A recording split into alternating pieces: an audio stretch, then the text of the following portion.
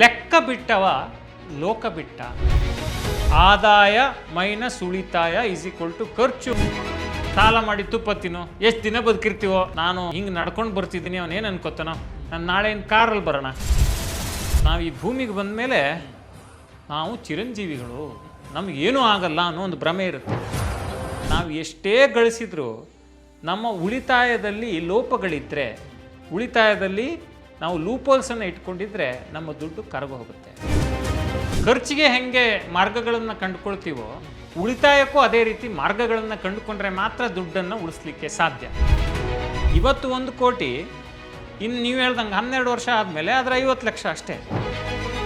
ಯಾವ ವಸ್ತು ನಮಗೆ ಅನಗತ್ಯನೋ ಅದನ್ನು ನಾವು ಜಾಸ್ತಿ ಖರೀದಿ ಮಾಡ್ತಾ ಹೋದರೆ, ಯಾವ ವಸ್ತು ನಮಗೆ ಅಗತ್ಯವೋ ಅದನ್ನು ಜಾಸ್ತಿ ಮಾರಾಟ ಮಾಡ್ತಾ ಹೋಗಬೇಕಾಗುತ್ತೆ. ಹಾಯ್ ಹಲೋ ನಮಸ್ಕಾರ, ನಾನು ಶೇಷಕೃಷ್ಣ ಭಟ್. ಪ್ರತಿಯೊಬ್ಬರು ಕೂಡ ಉಳಿತಾಯ ಮಾಡಬೇಕು ಅಂತ ಅಂದ್ಕೊಳ್ತಾರೆ, ಆದರೆ ಕೆಲವರು ಮಾತ್ರ ಮಾಡ್ತಾರೆ.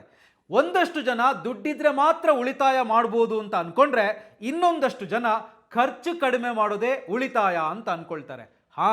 ಉಳಿತಾಯ ಮಾಡಿ, ಹೂಡಿಕೆ ಮಾಡಿ ಅಂತ ಹೇಳೋದು ತುಂಬ ಸುಲಭ, ಆದರೆ ಮಾಡೋದು ಕಷ್ಟ ಅಂತ ನೀವು ಹೇಳ್ತೀರಾ.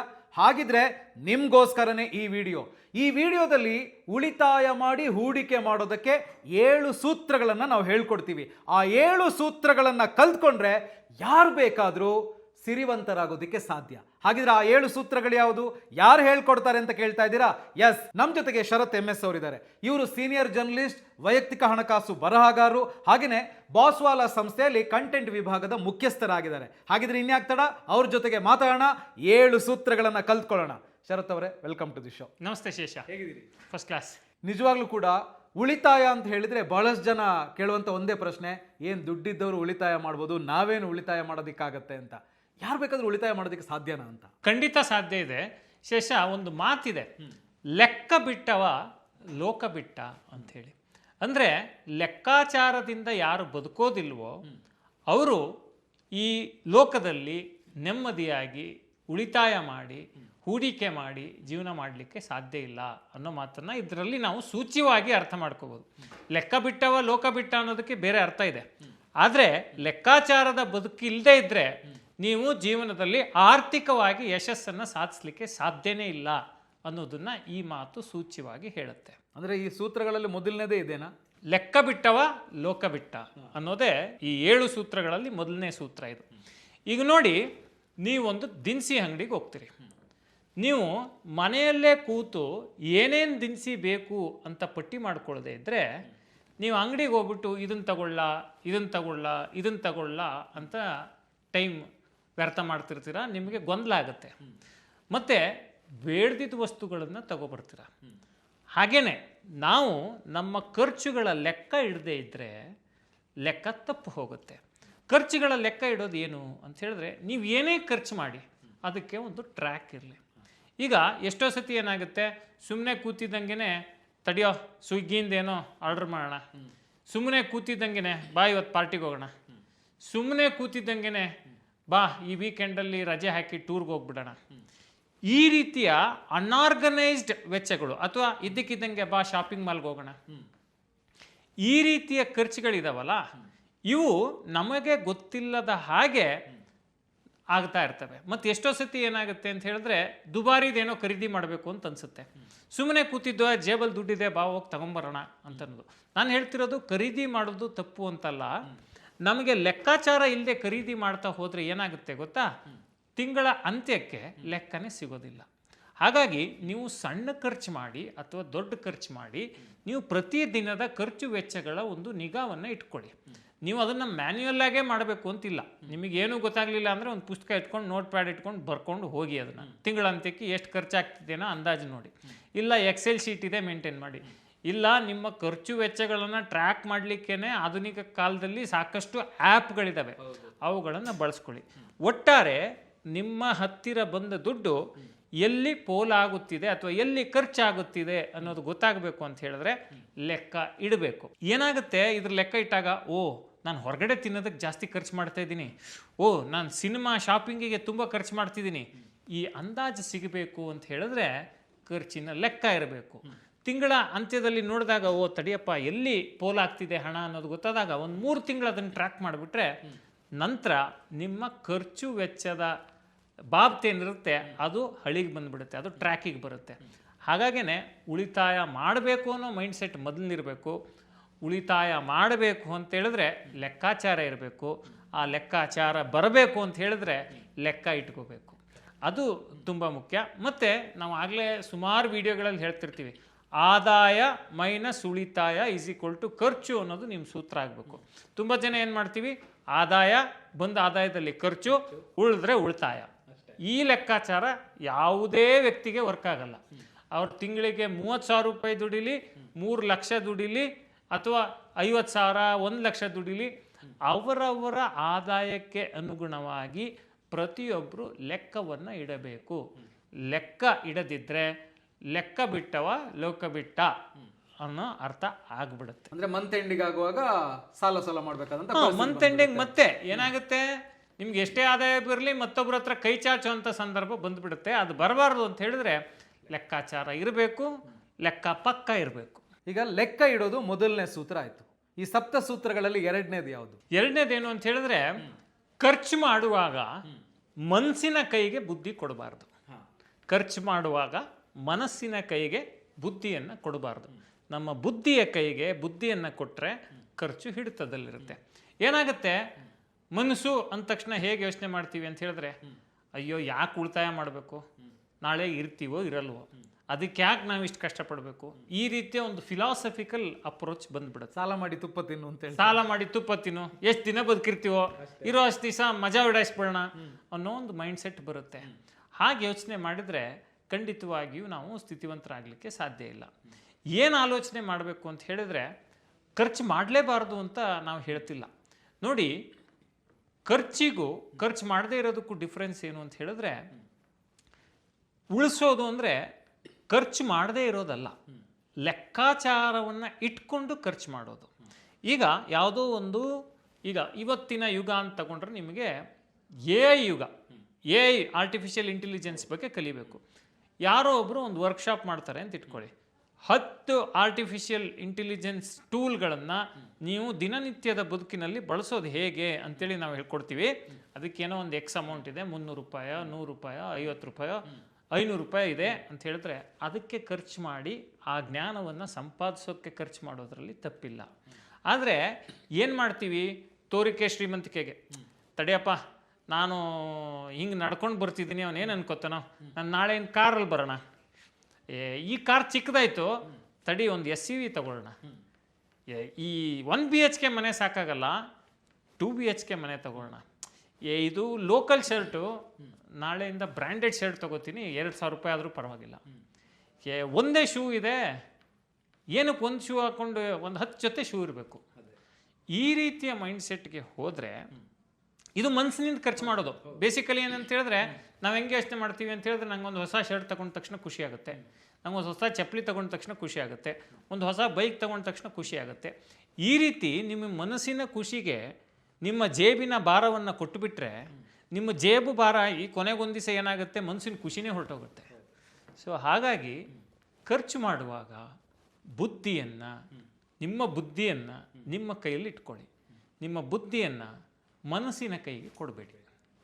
ಅಂದರೆ ಅಳೆದು ತೂಗಿ ಯಾವುದರ ಅವಶ್ಯಕತೆ ಇದೆ ಅದಕ್ಕೆ ಮಾತ್ರ ಖರ್ಚು ಮಾಡಿ, ಅವಶ್ಯಕತೆ ಇಲ್ಲದೆ ಇರೋದಕ್ಕೋಸ್ಕರ ಶೋಕಿಗೋಸ್ಕರ ಮಾಡಬೇಡಿ. ಅಂದರೆ ಸಿಂಪಲ್ಲು, ನಾನು ಹೇಳಿದ್ನಲ್ಲ, ಕಲಿಕೆಗೋಸ್ಕರ ಖರ್ಚು ಮಾಡಿ, ಹೊಸ ಅನುಭವಗಳಿಗೋಸ್ಕರ ಖರ್ಚು ಮಾಡಿ, ಅಥವಾ ಈಗೇನೋ ಒಂದು ವಸ್ತು ತಗೊಂಡ್ರೆ ಇದರಿಂದ ನನಗೆ ಮತ್ತೇನೋ ಒಂದು ಉಪಯೋಗ ಆಗುತ್ತೆ ಅನ್ನೋ ಕಾರಣಕ್ಕೆ ಖರ್ಚು ಮಾಡಿ. ಈಗ ಉದಾಹರಣೆಗೆ ನನಗೆ ಈ ಡ್ರೈ ಫ್ರೂಟ್ಸ್ ತಿಂದರೆ ನನ್ನ ಆರೋಗ್ಯ ಚೆನ್ನಾಗಾಗುತ್ತೆ, ಖರ್ಚು ಮಾಡಿ. ಈ ರೀತಿಯ ಆಲೋಚನೆಗಳು ಬರಬೇಕೆ ಹೊರತು, ಈಗ ನೋಡಿ ನಾವು ಯಾವತ್ತು ಚಾಯ್ಸ್ ಅಂತ ಹೇಳ್ತೀನಿ ಶೇಷ. ಈಗ ನೋಡಿ, ನಾನು 200 ರೂಪಾಯಿ ಖರ್ಚು ಮಾಡಿ ಹೊರಗಡೆ ರಸ್ತೆ ಬದಿಲಿ ಬೇಡ್ದಿದ್ದೇನೋ ತಿನ್ಕೊಂಡು ಬರ್ಬೋದು. ಅದೇ 200 ರೂಪಾಯಿ ಖರ್ಚು ಮಾಡಿ 1 kg ಅಥವಾ 2 kg ಯಾವುದೋ ಹಣ್ಣು ತಗೊಂಡು ಹೋಗ್ಬೋದು. ಆಯ್ಕೆ ನನ್ನದು. ಸೊ ಹಾಗೇ ನಮ್ಮ ಹತ್ರ ಇರೋ ದುಡ್ಡನ್ನು ನಾವು ಯಾವ ಉದ್ದೇಶ, ಈಗ ನೋಡಿ 100 ರೂಪಾಯಿ 150 ರೂಪಾಯಿ ಕೊಟ್ಟು ಕೂಲ್ ಡ್ರಿಂಕ್ಸ್ ಕುಡಿತಾರೆ, 50-60 ರೂಪಾಯಿ ಕೊಟ್ಟು ಎಳ್ನೀರು ಕುಡಿಯೋಕ್ಕೆ ಯೋಚನೆ ಮಾಡ್ತಾರೆ, ಕಾರ್ಬೋನೇಟೆಡ್ ಡ್ರಿಂಕ್ಸ್ ಕುಡಿತಾರೆ. ಸೊ ನಾನು ಹೇಳ್ತಿರೋದು ಏನಂತ ಹೇಳಿದ್ರೆ choice of spending is very important. ಶ್ರೀಮಂತರು ನೋಡಿ ಈ ಅನ್ನೆಸೆಸರಿ ವಿಚಾರಗಳ ಮೇಲೆ ಯಾವತ್ತೂ ಅವ್ರು ಸ್ಪೆಂಡ್ ಮಾಡೋದೇ ಇಲ್ಲ. ಯಾವತ್ತೂ ನಾನು ನೋಡಿದ್ದೀನಿ ನೋಡಿ, ವಿಜಯ್ ಸಂಕೇಶ್ವರ್ ಅವರು ಎಷ್ಟು ಸರಳವಾಗಿರ್ತಾರೆ ಅಂತ ಹೇಳಿದ್ರೆ, VRL ಸಂಸ್ಥಾಪಕರು ಎಷ್ಟು ಸರಳವಾಗಿ ಅವ್ರು ಇರ್ತಾರೆ ಅಂತ ಹೇಳಿದ್ರೆ, ನಾನು ಹತ್ತಿರದಿಂದ ಅವರನ್ನು ನೋಡಿದ್ದೀನಿ. ಅವ್ರ ಹತ್ರ ಲಿಸ್ಟೆಡ್ ಕಂಪ್ನಿ ಇದೆ, VRL ಲಾಜಿಸ್ಟಿಕ್ಸು, ಜೊತೆಗೆ ಅವರ ಟ್ರಾನ್ಸ್ಪೋರ್ಟ್ ಕಂಪ್ನಿ ಇದೆ, ಮೀಡಿಯಾ ಹೌಸ್ಗಳಿದ್ದಾವೆ. ಇಷ್ಟೆಲ್ಲ ಇದ್ರೂ ಕೂಡ ಅವ್ರ ಮನಸ್ಸು ಬಂದರೆ ಯಾವುದ್ಯಾವುದೋ ದೊಡ್ಡ ವೆಹಿಕಲ್ಗಳು ತೊಗೊಂಡು ಓಡಾಡ್ಬೋದು. ಅವ್ರು ಇವತ್ತಿಗೂ ಬೆಂಗಳೂರಿಗೆ ಬಂದರೆ ಇನೋವಾದಲ್ಲಿ ಒಂದು 20-25 ಲಕ್ಷ ರೂಪಾಯಿ ವಾಹನದಲ್ಲಿ ಓಡಾಡ್ತಾರೆ. ಸೊ ಏನನ್ನ ಇದು ಸೂಚಿಸುತ್ತೆ ಅಂತ ಹೇಳಿದ್ರೆ, ಯಾರ ಹತ್ರ ಹಣ ಇರುತ್ತೆ, ಯಾರಿಗೆ ಹಣದ ಮೌಲ್ಯ ಗೊತ್ತಿರುತ್ತೆ, ಅವರು ಹಣವನ್ನು ಅಳೆದು ತೂಗಿ ಯಾವುದಕ್ಕೆ ಖರ್ಚು ಮಾಡಬೇಕು ಅದಕ್ಕೆ ಖರ್ಚು ಮಾಡ್ತಾರೆ. ಇದು ಯಾಕೆ ಸಂಕೇಶ್ವರ್ ಅವರ ಉದಾಹರಣೆ ಹೇಳಿದೆ ಅಂತ ಹೇಳಿದ್ರೆ, ಅವ್ರು ಮನಸ್ಸು ಮಾಡಿದರೆ ವಿಮಾನದಲ್ಲೇ ಓಡಾಡ್ಬೋದು ಎಲ್ಲ ಕಡೆ. ಅವರು ಅದನ್ನು ತುಂಬ, ಅವ್ರದ್ದು ವಿಮಾನ ಇದೆ, ಆದರೆ ಅದನ್ನು ವಿವೇಚನಾಯುತವಾಗಿ ಬಳಸ್ತಾರೆ. ಅದು ತುಂಬ ಮುಖ್ಯ. 1 ರೂಪಾಯಿ ಆಗಲಿ 1 ಕೋಟಿ ಆಗಲಿ ನಾವು ಹೇಗೆ ಬಳಸ್ತೀವಿ ಅಂತ ಹೇಳಿದ್ರ ಮೇಲೆ ಇರುತ್ತೆ. ಎಸ್, 2 ಸೂತ್ರಗಳಾಯಿತು. ಇನ್ನು 3ನೇ ಸೂತ್ರ. 3ನೇ ಸೂತ್ರ ಏನಂತ ಹೇಳಿದ್ರೆ, ನಾವೇನು ಅನ್ಕೊಂಡಿರ್ತೀವಿ, ನಾವು ಈ ಭೂಮಿಗೆ ಬಂದ ಮೇಲೆ ನಾವು ಚಿರಂಜೀವಿಗಳು, ನಮಗೇನೂ ಆಗಲ್ಲ ಅನ್ನೋ ಒಂದು ಭ್ರಮೆ ಇರುತ್ತೆ. ಈಗ ನೋಡಿ, ಮನೇಲಿ ಹೋಗ್ಬಿಟ್ಟು ಮನೆಗೆ ಸೇಫ್ಟಿಗೆ ಇನ್ಶೂರೆನ್ಸ್ ಮಾಡಿಸ್ಕೊಂಡಿದ್ಯೇನೋ, ನಿಮ್ಮ ಈಗ ವರ್ಕ್ ಮಾಡ್ತಿದ್ಯಲ್ಲಪ್ಪ, ನಾಳೆ ದಿವಸ ನಿಂಗೆ ಏನಾದ್ರು ತೊಂದರೆ ಆದರೆ ನಿಮ್ಮ ಕುಟುಂಬದವ್ರಿಗೆ ಆದಾಯ ಕೊಡೋರು ಯಾರು?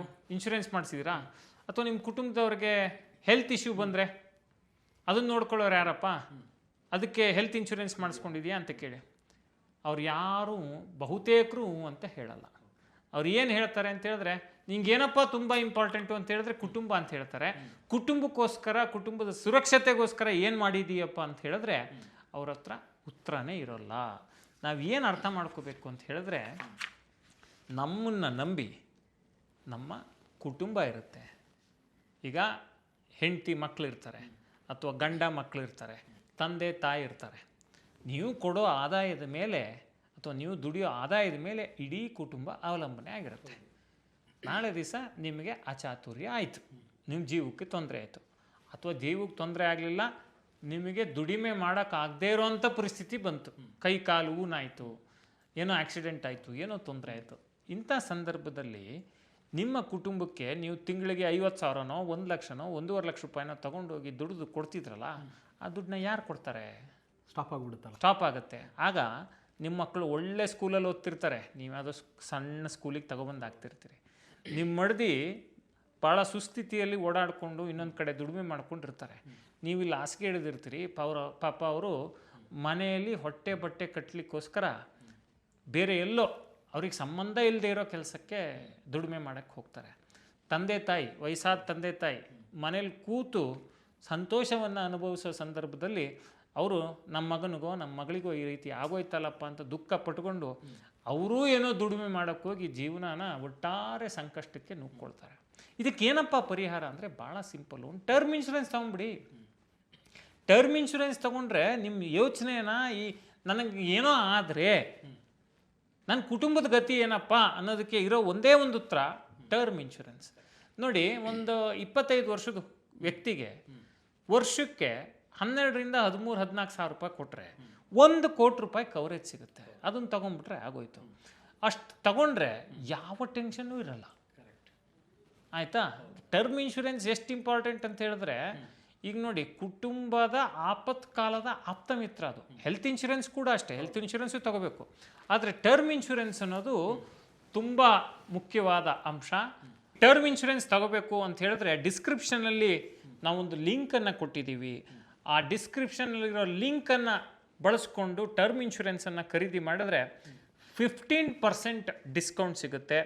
ಅಷ್ಟೇ ಅಲ್ಲ, 51 ವಿವಿಧ ಕಂಪನಿಗಳ ಇನ್ಶೂರೆನ್ಸ್ ಪಾಲಿಸಿಗಳನ್ನು ಕಂಪೇರ್ ಮಾಡಿ ಅವರಿಗೆ ಯಾವುದು ಸೂಕ್ತ ಆ ಇನ್ಶೂರೆನ್ಸನ್ನು ತೆಗೆದುಕೊಳ್ಳುವಂಥ ಅವಕಾಶ ಕೂಡ ಈ ಪ್ಲ್ಯಾಟ್ಫಾರ್ಮ್ನಲ್ಲಿದೆ. ಮತ್ತು 695 ರೂಪಾಯಿಗೆ 2 ಕೋಟಿ ರೂಪಾಯಿವರೆಗೆ ಕವರೇಜ್ ಸಿಗುತ್ತೆ ಅವರ ಏಜ್ಗೆ ಅನುಗುಣವಾಗಿ.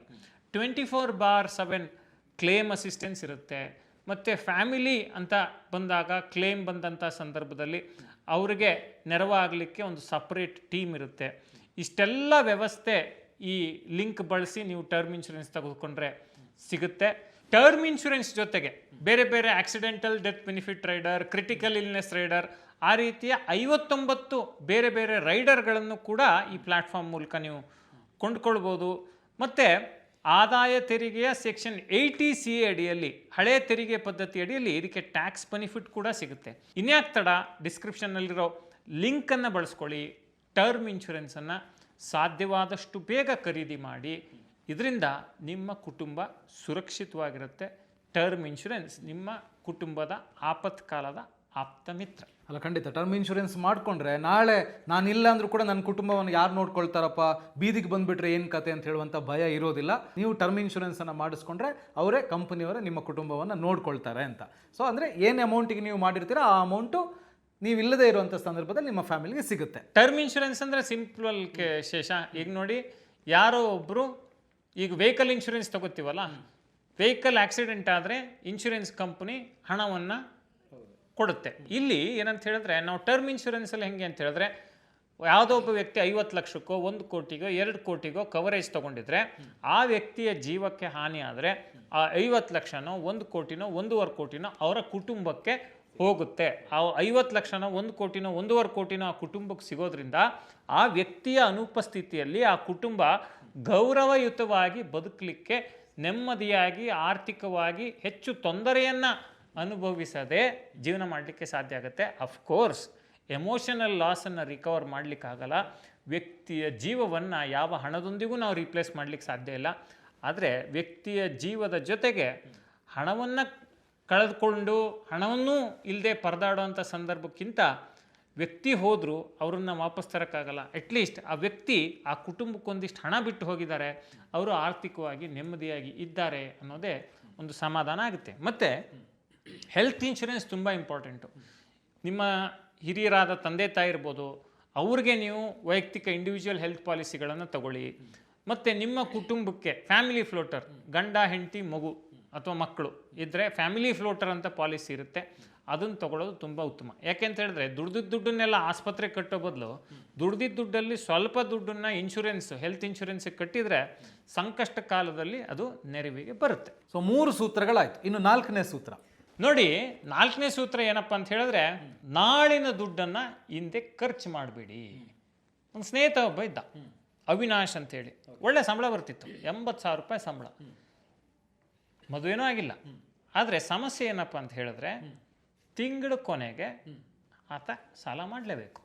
80,000 ಸಂಬಳ ಇದ್ಕೊಂಡು ತಿಂಗಳ ಕೊನೆಗೆ ಸಾಲ ಮಾಡಬೇಕು. ಏನಪ್ಪ ಸಮಸ್ಯೆ? ಸಂಬಳ ಬಂತಾ, ಈ ಬೈಕ್ ತೊಗೊಂಡೆ ಈ ತಿಂಗಳು, ನಾಳೆ ನೆಕ್ಸ್ಟ್ ಮಂತ್ ಆ ಮೊಬೈಲ್ ತೊಗೊಂಬಿಡೋಣ, ಈ ಶರ್ಟ್ ಚೆನ್ನಾಗಿಲ್ಲ, ನೆಕ್ಸ್ಟ್ ಆ ಬ್ರ್ಯಾಂಡೆಡ್ ಶರ್ಟ್ ತೊಗೋತೀನಿ. ಈ ರೀತಿ ಒಂಥರ ಸ್ಪೆಂಡ್ ಥ್ರೆಫ್ಟ್ ಅಂತೀವಲ್ಲ ನಾವು, ಆ ರೀತಿ ಏನಾದರೂ ಒಂದು ಖರೀದಿ, ಒಂಥರ ಬೇಜವಾಬ್ದಾರಿತನ. ಆ ಸಾಲ ತೀರ್ಸೋಕ್ಕೆ ಒಂದು ಕ್ರೆಡಿಟ್ ಕಾರ್ಡು, ಆ ಕ್ರೆಡಿಟ್ ಡ್ಯೂನ ತೀರ್ಸೋಕ್ಕೆ ಮತ್ತೊಂದು ಕ್ರೆಡಿಟ್ ಕಾರ್ಡು. ಈ ರೀತಿ ಅಶಿಸ್ತಿನ ಖರ್ಚಿನಿಂದ ನಾಳೆಗೆ ಬೇಕಾಗುವ ಖರ್ಚಿನ ಬಾಬ್ತನ್ನು ನೀವು ಇಟ್ಕೊಳ್ಳದೆ ಇದ್ದರೆ, ಅದನ್ನು ಇವತ್ತೇ ಖರ್ಚು ಮಾಡಿಬಿಟ್ರೆ ನಿಮ್ಮ ನಾಳಿನ ಸಂಕಷ್ಟ ಬರೋದು ಗ್ಯಾರಂಟಿ. ಯಾಕೆಂತ ಹೇಳಿದ್ರೆ, ಈಗ 80,000 ದುಡಿಯೋ ವ್ಯಕ್ತಿ ಒಂದು 20% ಆದ್ರೂ ಉಳಿಸ್ಬೇಕಾ? ಇನ್ನು ಉಳಿದಿದ್ದ ದುಡ್ಡಲ್ಲಿ ಒಂದು ಇಡೀ ತಿಂಗಳನ್ನ ನಡೆಸ್ಬೇಕಾ? ಇಲ್ಲಿ 80,000ನ ನೀವು 20 ದಿನಕ್ಕೆ ತೀರಿಸ್ಕೊಂಡ್ರೆ ಇನ್ನು 10 ದಿನಕ್ಕೆ ಸಾಲ ಮಾಡ್ತೀರಿ. ಆ 10 ದಿನದ ಸಾಲ ತೀರ್ಸೋಕ್ಕೆ ಮತ್ತೊಬ್ಬರ ಹತ್ರ ಸಾಲ ಮಾಡ್ತೀರಿ. ಹಾಗೆ ಸಾಲ ಮಾಡಿ ಮಾಡಿ ಮಾಡಿ ವಿಷವರ್ತುಲಕ್ಕೆ ಸಿಕ್ಕಾಕೋತೀರಿ, ಸಾಲದ ವಿಷವರ್ತುಲಕ್ಕೆ. ಕೊನೆಗೇನಾಗುತ್ತೆ, ಕ್ರೆಡಿಟ್ ಸ್ಕೋರ್ ಕಮ್ಮಿ ಆಗುತ್ತೆ, ಕೊನೆ ಬ್ಯಾಂಕ್ಗಳು ಸಾಲ ಕೊಡಲ್ಲ, ಆಯಿತಾ? ಆಮೇಲೆ ಇಡೀ ನಿಮ್ಮ ಫಿನಾನ್ಷಿಯಲ್ ಡಿಸಿಪ್ಲಿನು ಹಳ್ಳ ಹಿಡ್ದೋಗುತ್ತೆ. ಮತ್ತು ಈ ರೀತಿ ಮಾಡಿಕೊಂಡಾಗ ಏನಾಗುತ್ತೆ ಅಂತ ಹೇಳಿದ್ರೆ, ನಾವು ಹಣವನ್ನು ಸಂಪಾದನೆ ಮಾಡಲಿಕ್ಕೆ ಸಾಧ್ಯನೇ ಆಗಲ್ಲ. ನೋಡಿ, ವಾರನ್ ಬಫೆಟ್ ಒಂದು ಮಾತು ಹೇಳ್ತಾರೆ, ಯಾವ ವಸ್ತು ನಮಗೆ ಅನಗತ್ಯನೋ ಅದನ್ನು ನಾವು ಜಾಸ್ತಿ ಖರೀದಿ ಮಾಡ್ತಾ ಹೋದರೆ, ಯಾವ ವಸ್ತು ನಮಗೆ ಅಗತ್ಯವೋ ಅದನ್ನು ಜಾಸ್ತಿ ಮಾರಾಟ ಮಾಡ್ತಾ ಹೋಗಬೇಕಾಗತ್ತೆ. ಈಗ ನೋಡಿ, ಎಷ್ಟು ಲೈವ್ ಎಕ್ಸಾಂಪಲ್ ಹೇಳ್ತೀನಿ. ಎಷ್ಟೋ ಜನ ನಮ್ಮ ರೈತರು ಅದ್ದೂರಿ ಮದುವೆ ಮಾಡೋಕ್ಕೆ ಜಮೀನು ಮಾರ್ಕೋತಾರೆ. ಅದ್ದೂರಿ ಮದುವೆ ಅನ್ನೋದು ಅಗತ್ಯನಾ? ಅಲ್ಲ ಅಲ್ವಾ? ಸರಳವಾಗೂ ಮದುವೆ ಆಗ್ಬೋದು. ಆದರೆ ಜಮೀನು ಅನ್ನೋದು ಅಗತ್ಯ. ಜಮೀನನ್ನು ಒಂದು ಸತಿ ಮಾರಿದರೆ ನಾವು ಮತ್ತೆ ಖರೀದಿ ಮಾಡಲಿಕ್ಕಾಗಲ್ಲ. ಆದರೆ ನಮ್ಮ ಎಷ್ಟು ಜನ ಅದ್ದೂರಿ ಮದುವೆಗೋಸ್ಕರ ಜಮೀನನ್ನ ಮಾರ್ತಾರೆ. ಇಲ್ಲಿ ವಾರನ್ ಬಫೆಟ್ ಎಷ್ಟು ನೀಟಾಗಿ ಹೇಳಿದ್ದಾರೆ ನೋಡಿ. ಯಾವುದು ನಮಗೆ ಅನಗತ್ಯವೋ, ಅನಗತ್ಯ ವಿಚಾರಗಳಿಗೆ ನಾವು ಹೆಚ್ಚು ಖರ್ಚು ಮಾಡ್ತೀವೋ, ಆಗ ಅಗತ್ಯ ವಿಚಾರಗಳನ್ನು, ಅಗತ್ಯ ವಸ್ತುಗಳನ್ನು ಮಾರಬೇಕಾದಂಥ ಸಂದರ್ಭ ಬರುತ್ತೆ. ಇಲ್ಲಿ ನೋಡಿ ಜಮೀನು ಮಾರ್ಕೋತಿದ್ದಾರೆ, ಅಗತ್ಯ. ಮತ್ತು ಇವತ್ತು ನೋಡಿ ನಿಜವಾದ ಶ್ರೀಮಂತ ನಮ್ಮ ದೇಶದಲ್ಲಿ ರೈತ, ಯಾಕೆಂದ್ರೆ ಅವನ ಹತ್ರ ಜಮೀನಿದೆ. ಆದರೆ ದುರಂತ ಏನಂತ ಹೇಳಿದ್ರೆ ಆ ಜಮೀನುಗಳನ್ನ 20 ಲಕ್ಷ, 25 ಲಕ್ಷ, 15 ಲಕ್ಷಕ್ಕೆ ಮಾರ್ಕೊಂಡು ಒಂದು ತಾರಸಿ ಮನೆ ಕಟ್ಕೊಂಡು ಹಳ್ಳಿಯಲ್ಲಿ, ಆಮೇಲೆ ಆ ತಾರಸಿ ಮನೇಲಿ ಅನ್ನ ನೀರಿಲ್ಲದೆ ಪರದಾಡೋ ಅಂಥ ಸ್ಥಿತಿ ತಂದ್ಕೊತಿದ್ದಾರೆ ನೋಡಿ. ಒಂದು ಜಮೀನು ಮಾರಿದರೆ ಒಂದು ಮನೆ ಕಟ್ಬೋದು, ಆದರೆ ಮನೆ ಅನ್ನ ಕೊಡಲ್ಲ, ಜಮೀನು ಅನ್ನ ಕೊಡುತ್ತೆ.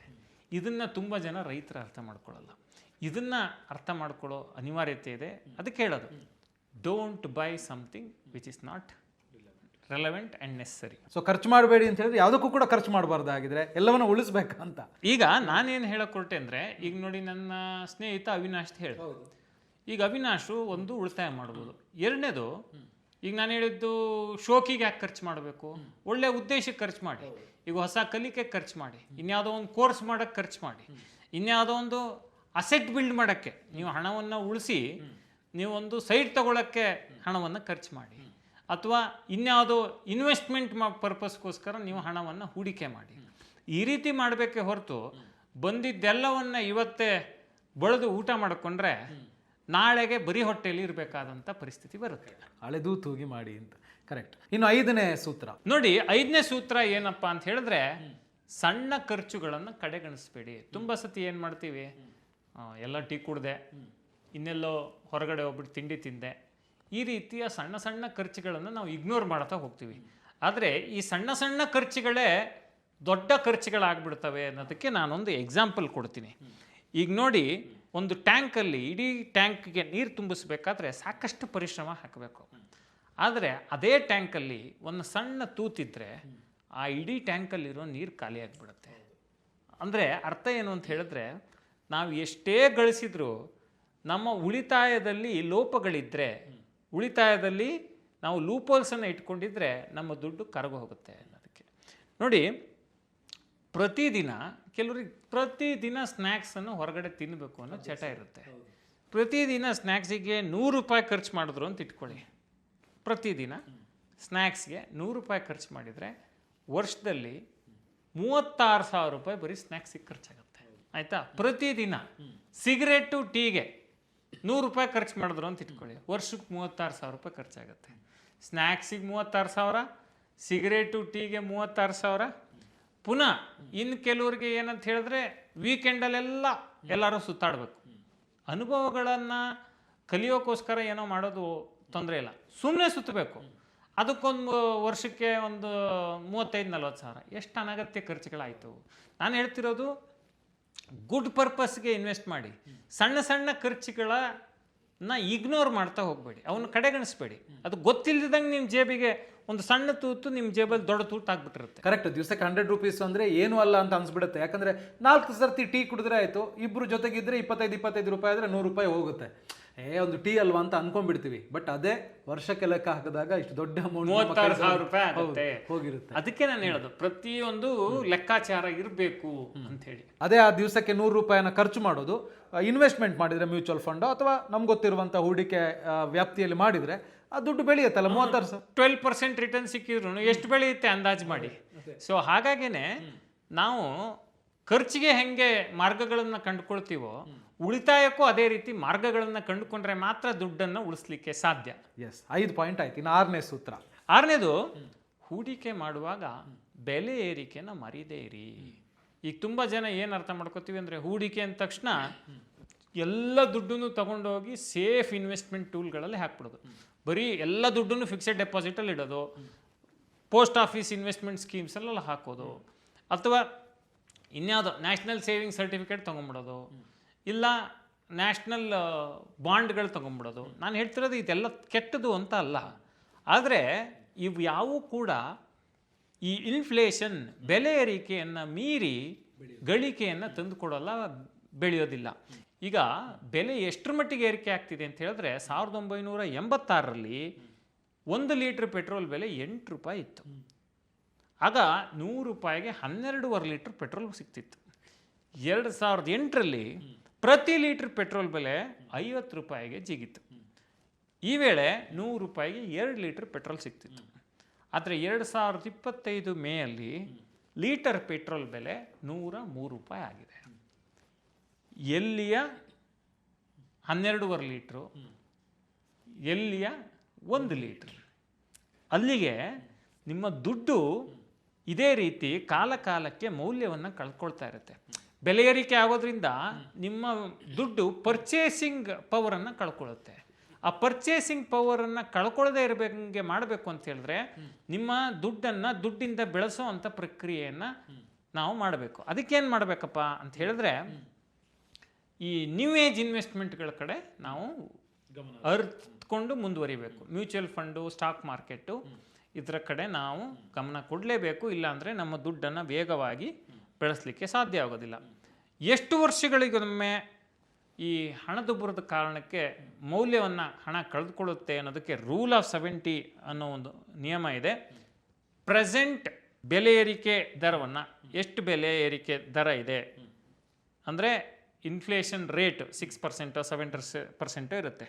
70 ಜೊತೆ ಭಾಗಿಸಿದಾಗ ಎಷ್ಟು ಬೆಲೆ ಏರಿಕೆ ಇದೆ ಅಥವಾ ಎಷ್ಟು ವರ್ಷಗಳಿಗೊಮ್ಮೆ ನಿಮ್ಮ ಹಣ ಮೌಲ್ಯ ಕಳೆದುಕೊಳ್ಳುತ್ತೆ ಅನ್ನೋದು ಗೊತ್ತಾಗುತ್ತೆ. ಈಗ ಪ್ರೆಸೆಂಟ್ ಇನ್ಫ್ಲೇಷನ್ ರೇಟ್ ಅಂದರೆ ಹಣದುಬ್ಬರ ದರ 6% ಇದೆ ಅಂತ ಇಟ್ಕೊಳ್ಳಿ. 70 ಜೊತೆ 6 ಭಾಗಿಸಿದಾಗ ಪ್ರತಿ 12 ವರ್ಷಗಳಿಗೊಮ್ಮೆ ನಿಮ್ಮ ದುಡ್ಡು ಅರ್ಧದಷ್ಟು ಮೌಲ್ಯ ಕಳೆದುಕೊಳ್ಳುತ್ತೆ ಅಂತ ಗೊತ್ತಾಗುತ್ತೆ. ಇವತ್ತು ನಿಮ್ಮ ಬಳಿ 1000 ರೂಪಾಯಿ ಇದೆ ಅಂತ ಹೇಳಿದ್ರೆ ಆಫ್ಟರ್ 12 ಇಯರ್ಸ್ ಅದ್ರ ವ್ಯಾಲ್ಯೂ 500 ರೂಪಾಯಿ ಮಾತ್ರ. ಅರ್ಧದಷ್ಟು ಕಡಿಮೆ ಆಗ್ಬಿಡುತ್ತೆ. ಅರ್ಧದಷ್ಟು ಕಡಿಮೆ. ಇವತ್ತು ನನ್ನ ಹತ್ರ 1 ಕೋಟಿ ಇದೆ ಅಂತ ಹೇಳಿದ್ರೆ 12 ವರ್ಷದ ನಂತರ ಅದು 50 ಲಕ್ಷ. 50 ಲಕ್ಷ. ಯಾವಾಗ ನೀವು 6% ಇನ್ಫ್ಲೇಷನ್ ನೋಡಿ. ಇವತ್ತು ಸ್ಕೂಲ್ ಫೀಸು ಈ ವರ್ಷ 50,000 ಇದ್ರೆ ನೆಕ್ಸ್ಟ್ ವರ್ಷ 70,000 ಮಾಡಿರ್ತಾರೆ. ಅದೇ ರೀತಿ ನೀವು 50,000 ಕಟ್ಟೋ ಜಾಗದಲ್ಲಿ 70,000 ಮುಂದಿನ ವರ್ಷ ಕಟ್ಟಿರ್ತೀರಿ. ಅದೇ ರೀತಿ ಇಲ್ಲಿ ವ್ಯಾಲ್ಯೂ ಕಳ್ಕೊಳ್ಳೋದು. ಅಂದರೆ ಇವತ್ತು 1 ಕೋಟಿ, ಇನ್ನು ನೀವು ಹೇಳ್ದಂಗೆ 12 ವರ್ಷ ಆದಮೇಲೆ ಅದರ 50 ಲಕ್ಷ ಅಷ್ಟೇ. ಸೊ ಆ ಕಾರಣಕ್ಕೇ ನಮ್ಮ ದುಡ್ಡು ಬೆಳಿಬೇಕು ಅಂತ ಹೇಳಿದ್ರೆ ನಾವು ನ್ಯೂ ಏಜ್ ಇನ್ವೆಸ್ಟ್ಮೆಂಟ್ಸ್ಗಳ ಕಡೆ ಗಮನ ಕೊಡಬೇಕು. ಯಶ್ ಶರತ್ ಅವರೇ, ಬಹಳಷ್ಟು ಜನ ಹೂಡಿಕೆ, ಸೇವಿಂಗ್ಸು ಇದರ ಬಗ್ಗೆ ಎಲ್ಲ ಯೋಚನೆ ಮಾಡ್ತಾರೆ. ಬಟ್ ಈ ಇನ್ಫ್ಲೇಷನ್ ಬಗ್ಗೆ ಯಾರೂ ಕೂಡ ಯೋಚನೆನೇ ಮಾಡಲ್ಲ. ಸೊ ಈ ಹಣದುಬ್ಬರದ ಬಗ್ಗೆ ತಿಳ್ಕೊಂಡು ಕರೆಕ್ಟಾಗಿ ಇನ್ವೆಸ್ಟ್ ಮಾಡ್ತಾ ಹೋದರೆ ಡೆಫಿನೆಟ್ಲಿ ಇವಾಗ ಹೇಗೆ ನಿಮ್ಮ ಲೈಫ್ ಸ್ಟೈಲ್ ಇದೆಯೋ ಅದಕ್ಕಿಂತ ಬೆಟರ್ ಆಗ್ತಾ ಹೋಗ್ಬೋದು ಅಂತ ಅನ್ಸುತ್ತೆ. ಎಸ್, 6 ಸೂತ್ರಗಳಾಯಿತು. ಇನ್ನು ಕೊನೆಯ ಸೂತ್ರ, 7ನೇ ಸೂತ್ರ. ಈ 7ನೇ ಸೂತ್ರ ಸ್ವಲ್ಪ ವಿಚಿತ್ರ ಅಂತ ಅನ್ನಿಸ್ಬೋದು.